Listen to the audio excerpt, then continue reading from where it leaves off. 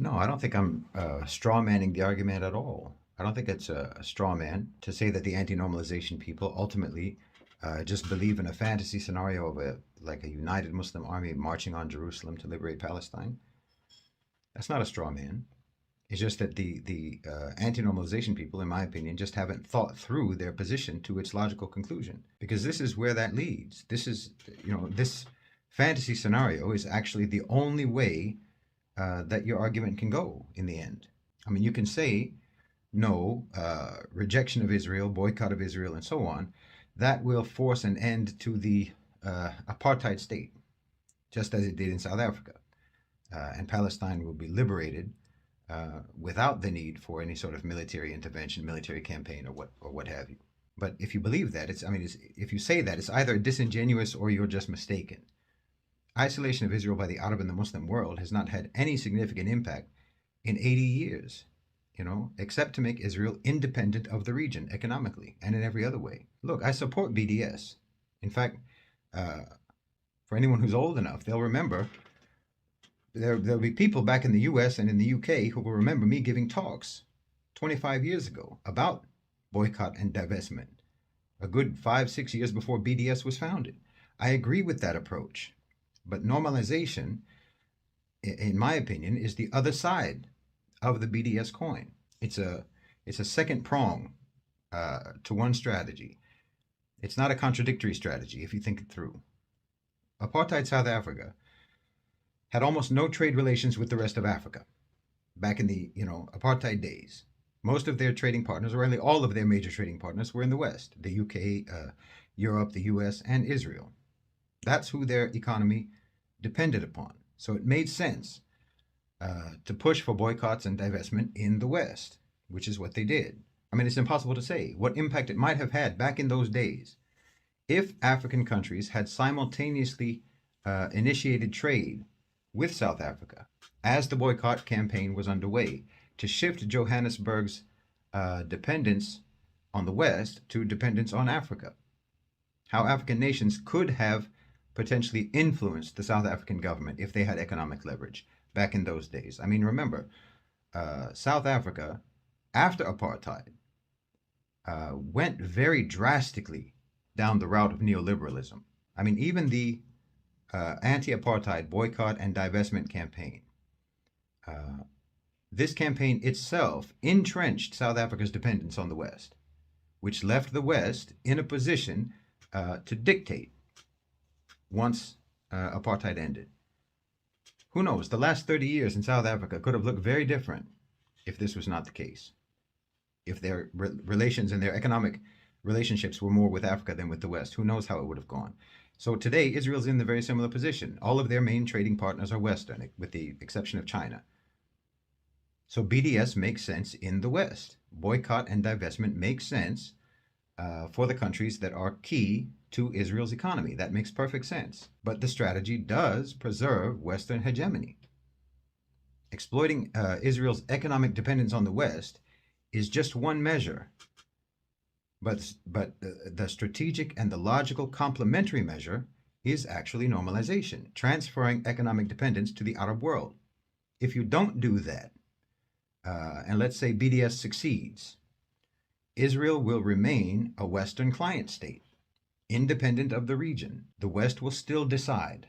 Israel will still be just a lever of the United States in the Middle East, as it is now. And the United States will just continue to use it to further dominate the region economically, assuming that, once BDS succeeds, then everyone normalizes, because there won't be any impediment to normalization then. But normalization at that time will have deflated value, and the Arabs won't have any meaningful bargaining power at that point.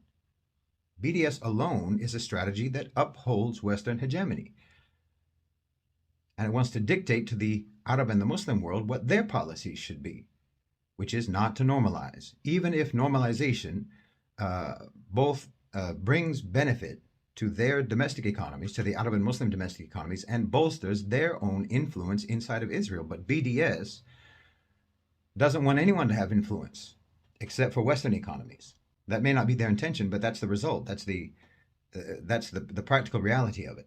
I mean, who says that if the Muslim world normalizes with Israel, that they can't then, at a later date, rescind that normalization once they have actually grown some kind of economic clout inside Israel, some kind of influence in their economy. Right now, they have no influence. Right now, they have no connection to the Israeli economy. So their boycott is of zero impact. It's like if I said that I'm participating in the boycott of McDonald's, but I never went to McDonald's anyway. So my boycott imposes no loss on McDonald's. You have to have some kind of economic relations if you want your suspension of economic relations to have any effect whatsoever. If you don't already have relations, then there's nothing that you can threaten to suspend. So yes, I think that BDS in the West is strategically logical, but it becomes more logical with normalization.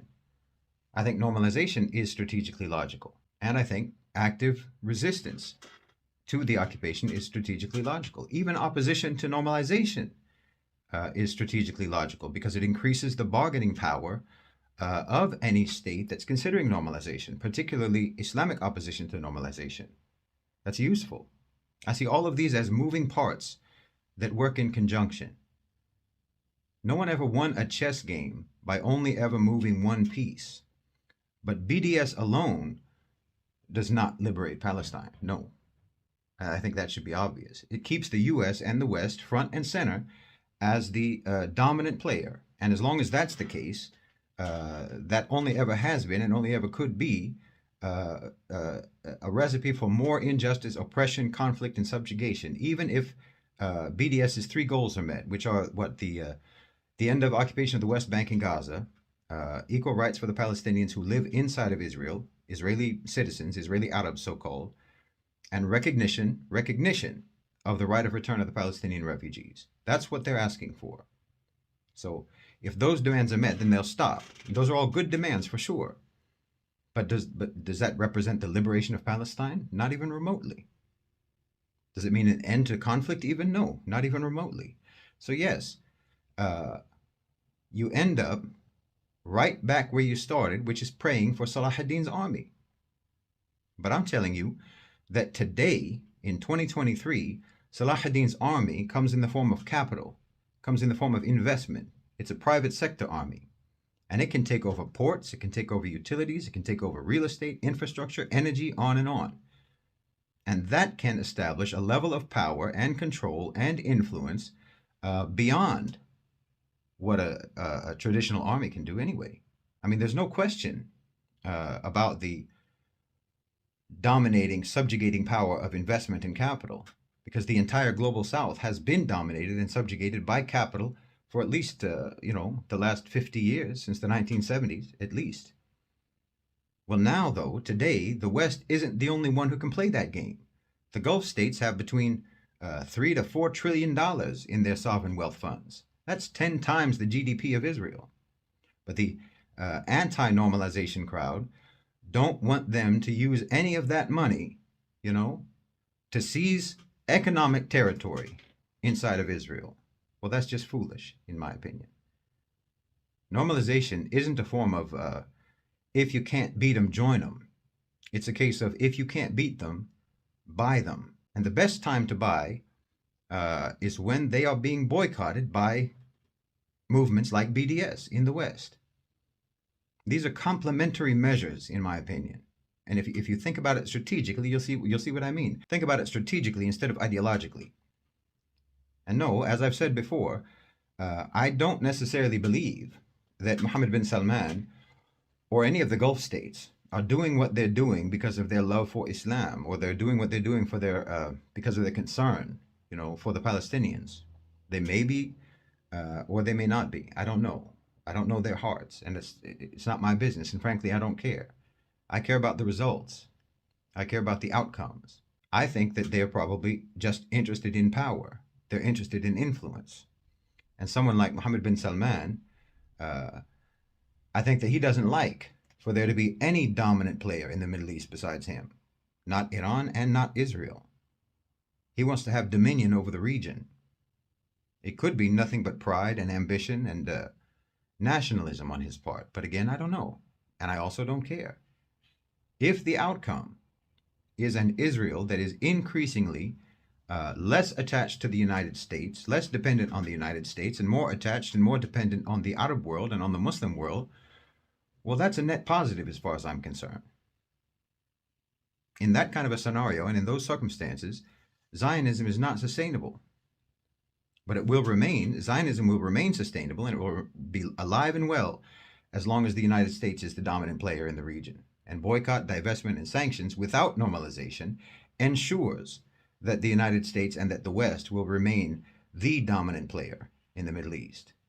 So, in my opinion, we need to activate more chess pieces if we want to win.